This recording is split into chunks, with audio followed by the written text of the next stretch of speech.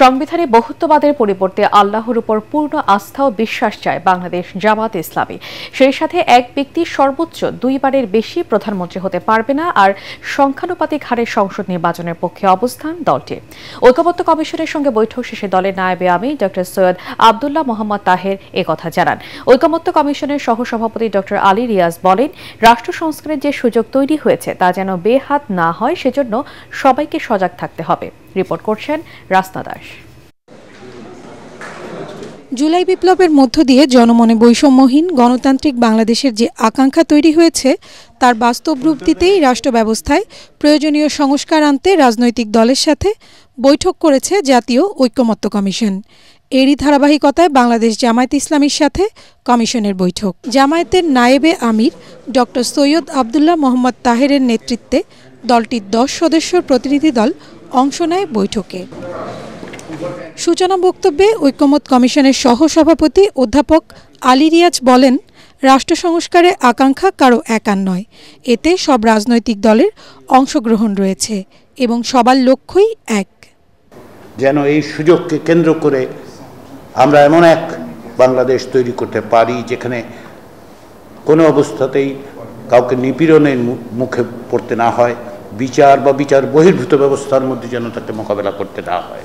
প্রায় 3.5 ঘণ্টা বৈঠক শেষে জামায়াত নেতা ডক্টর তাহের বলেন, সংসদ এবং রাষ্ট্রপতির মেয়াদ 5 বছরের পক্ষে তার দল। সংখ্যানুপাতিক নির্বাচন ও দ্বিকক্ষ বিশিষ্ট সংসদের প্রস্তাবকে সমর্থন করে জামায়াত। কমিশনের প্রস্তাব ছিল সংসদের মেয়াদ 4 বছর হবে, প্রেসিডেন্টের মেয়াদ 4 বছর হবে। আমরা বলেছি যে এটা ঠিক হবে না, সংসদের মেয়াদ 5 বছর থাকবে এবং প্রেসিডেন্টের মেয়াদও 5 বছর থাকবে। দ্বিকক্ষ বিশিষ্ট পার্লামেন্ট বাইক্যামেরাল পার্লামেন্টের ব্যাপারে আমরা একমত হয়েছি, তবে এটা ফরমেশন, নেচার, প্রসেস এসব বিষয়ে আমরা এখন আলোচনা করছি। দুপুরে বিরতির পর আবারও বৈঠকে বসে জামায়াত ও ঐকমত্য কমিশন।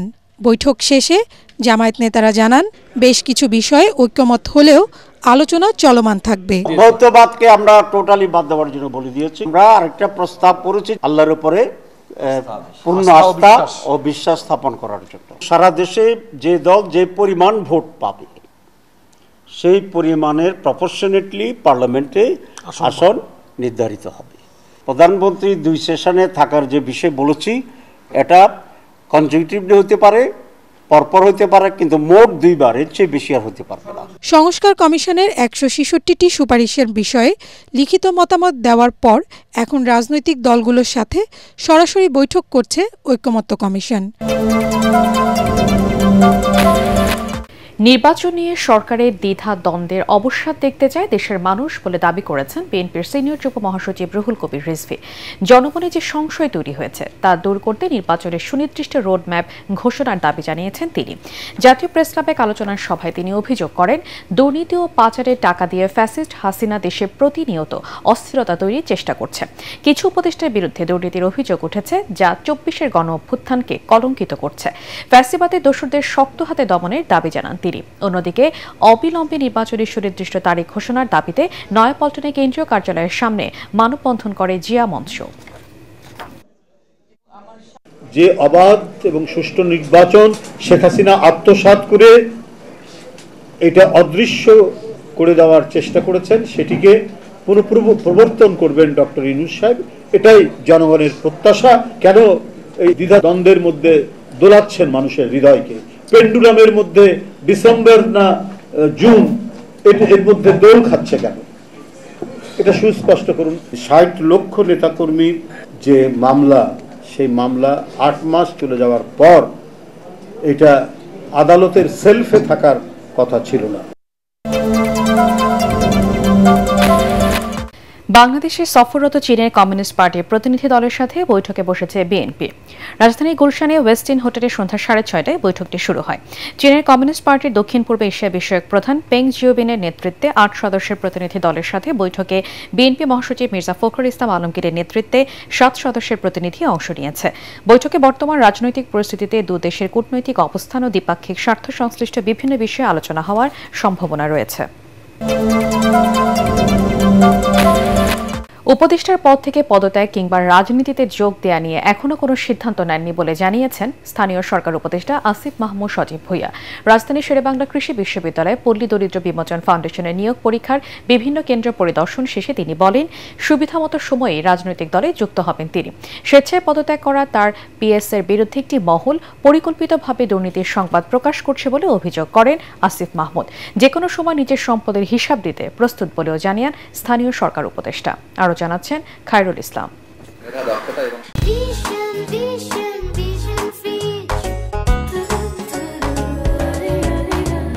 পল্লী দরিদ্র বিমোচন ফাউন্ডেশনের নিয়োগ পরীক্ষার কেন্দ্র পরিদর্শনে রাজধানীর শেরেবাংলা কৃষি বিশ্ববিদ্যালয়ে আসেন স্থানীয় সরকার উপদেষ্টা আসিফ মাহমুদ সজীব ভুঁইয়া। পরে সংবাদ সম্মেলনে তাকে কেন্দ্র করে হওয়া নানা বিতর্কের খোলামেলা জবাব দেন অন্তর্বর্তী সরকারের এই উপদেষ্টা। বলেন, দুর্নীতি অনিয়মকে কোনোভাবেই প্রশ্রয় দেননি তিনি। আমার সাবেক এপিএসকে নিয়ে একটা নিউজ হয়েছিল যে তাকে সরিয়ে দেওয়া হয়েছে, কিন্তু আপনারা যদি জনপ্রশাসন মন্ত্রণালয়ের পরবর্তী ইয়েটা দেখেন এবং আমাদের কাছেও পেপার রয়েছে, সে পদত্যাগপত্র জমা দেওয়ার প্রেক্ষিতে এবং সেটা গ্রহণ করার প্রেক্ষিতে কিন্তু তো পদত্যাগ আর সরিয়ে দেওয়া তো এক জিনিস না, কিন্তু গণমাধ্যমে বিষয়টা দুঃখজনকভাবে সরিয়ে দেওয়া এসেছে। তো এরকম মিডিয়া ট্রায়াল চলছে। তবে সেই জায়গা থেকে অধিকতর স্বচ্ছতার জন্য আপনারা দেখেছেন যে আমরা দুদককে, যেহেতু তিনি এখন মন্ত্রণালয়ের দায়িত্বে নেই, মন্ত্রণালয়ের দায়িত্বে থাকলে মন্ত্রণালয় থেকে আমরা তদন্ত করতে পারতাম, সেহেতু আমরা দুদককে অনুরোধ করেছি তদন্ত করার জন্য এবং ইতিমধ্যেই দুদক তদন্ত কার্যক্রম শুরু করেছে। পদত্যাগ এবং রাজনীতিতে আসা নিয়েও নিজের অবস্থান খোলাসা করেন আসিফ মাহমুদ। কোন রাজনৈতিক দলে আসলে যুক্ত হব সেটা তো এখনই আসলে সিদ্ধান্ত নেওয়ার সময় হয়নি, কিংবা কখন যুক্ত হব সেটাও এখনও আসলে অনেকটাই আনসার্টেইন। তবে এটা ধরে নেওয়ার কোনো কারণ নেই যে নতুন রাজনৈতিক দলেই যুক্ত হব, কারণ নতুন রাজনৈতিক দল হয়েছে, যেহেতু আমি ইয়াং জেনারেশনের একজন এবং আমাদের বয়সী যারা আছেন তারাই করেছে, তো সেখানে আগ্রহটা তো আছে, কিন্তু এখন পর্যন্ত যতটুকু দেখছি যে নিশ্চয়ই ওনারা কাজ করছেন। তবে যখন আমি রাজনীতি করার কথা চিন্তা করব তখন আমি আমার জন্য বেস্ট অপশনটাই চুজ করব। ক্রীড়া উপদেষ্টার দায়িত্বে থাকা আসিফ মাহমুদ আরও জানান, বিভিন্ন ব্যাংকে বাংলাদেশ ক্রিকেট বোর্ডের টাকা হস্তান্তর নিয়ে যে অনিয়মের অভিযোগ উঠেছে তা খতিয়ে দেখা হবে। জুলাই বিপ্লবের মতো ঘটনা ঘটে বলেই স্বৈরাচার অত্যাচারী শাসকের পতন ঘটে বলে মন্তব্য করেছেন উপদেষ্টা ডক্টর আসিফ নজরুল। তার মতে এভাবেই নতুন রাষ্ট্রের জন্ম হয়।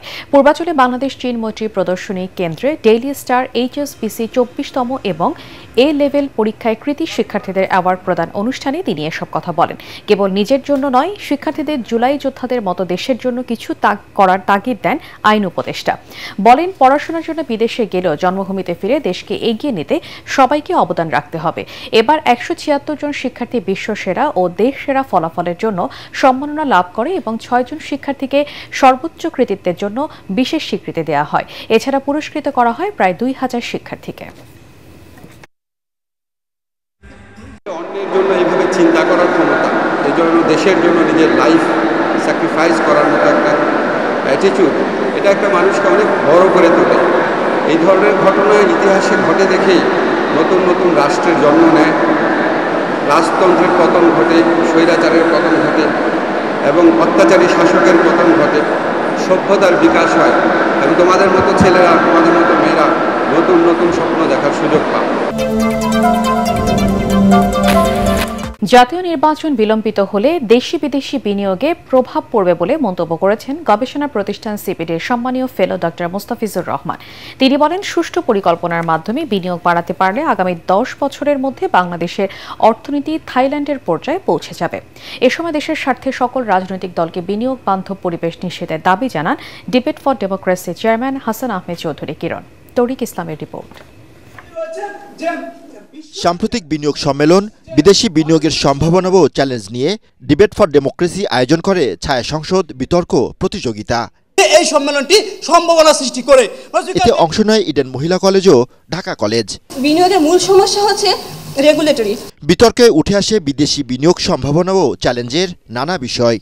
অনুষ্ঠানের সভাপতি হাসান আহমেদ চৌধুরী কিরণ বলেন, বিনিয়োগ বাড়াতে বিগত সময়ে রোডশোর নামে সরকারি অর্থ লুট করা হয়েছে। দাবি জানান ব্যবসা বান্ধব ওয়ান স্টপ সেবা চালুর। শিল্প কারখানা স্থাপনের জন্য প্রয়োজনীয় জমি, উন্নত কাঠামো, যোগাযোগ ব্যবস্থা, লাইসেন্স প্রাপ্তি সহজীকরণ, ন্যায্য দামে বিদ্যুৎ, গ্যাস, বিনিয়োগ সেবা নিশ্চিত করে ওয়ান স্টপ সার্ভিস আমাদের প্রদান করতে হবে। যখন বিনিয়োগ সম্মেলন চলছে তখন হুট করে আমরা দেখতে পেলাম যে গ্যাসের মূল্য 33% বাড়িয়ে দেওয়া হলো। তাহলে গ্যাসের মূল্য যদি বাড়িয়ে দেওয়া হয়, ন্যায্য মূল্যে যদি তার ইনভেস্টাররা গ্যাস না পায়, বিদ্যুৎ না পায়, পানি না পায়, তাহলে কিন্তু এখানে বাংলাদেশে বিনিয়োগের যে সম্ভাবনার কথা বলা হচ্ছে সেই সম্ভাবনা কিন্তু আমাদেরকে আকৃষ্ট করবে না।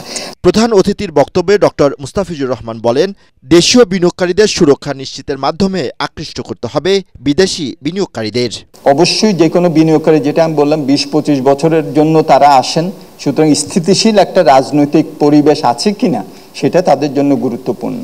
যেটা নাকি এখানে সঠিকভাবে বলা হয়েছে যে একটা ভালো দিক হলো যে সব প্রধান রাজনৈতিক যেসব দল আছে তারা কিন্তু বলেছেন যে তারা নীতি ধারাবাহিকতা অব্যাহত রাখবেন, বৈদেশিক বিনিয়োগকারীদেরকে তারা ওয়েলকাম করবেন। রাজনৈতিক ও সামাজিক অস্থিরতা দূর করে আমরা আর্থিক খাতে শৃঙ্খলা ফিরিয়ে আনতে হবে। আমরা দেখেছি যে এখন হয়তো রাজনৈতিক একটা শক্তি দেশে নাই, কিন্তু বাংলাদেশে কথায় কথা যখন মব কালচার চলছে, বাংলাদেশে কথায় কথা যখন যে কাউকে একটা টেগ লাগিয়ে দেওয়া হচ্ছে, বাংলাদেশে কথায় কথায় যখন একটি শিল্প কারখানায় ব্যবসা প্রতিষ্ঠানে আক্রমণ করা হচ্ছে, তখন কিন্তু বিনিয়োগ বান্ধব আমাদের পরিবেশ নষ্ট হয়ে যাওয়ার কথা থাকে। প্রতিযোগিতায় সরকারি দল ঢাকা কলেজকে হারিয়ে জয়ী হয় বিরোধী দল ইডেন কলেজ।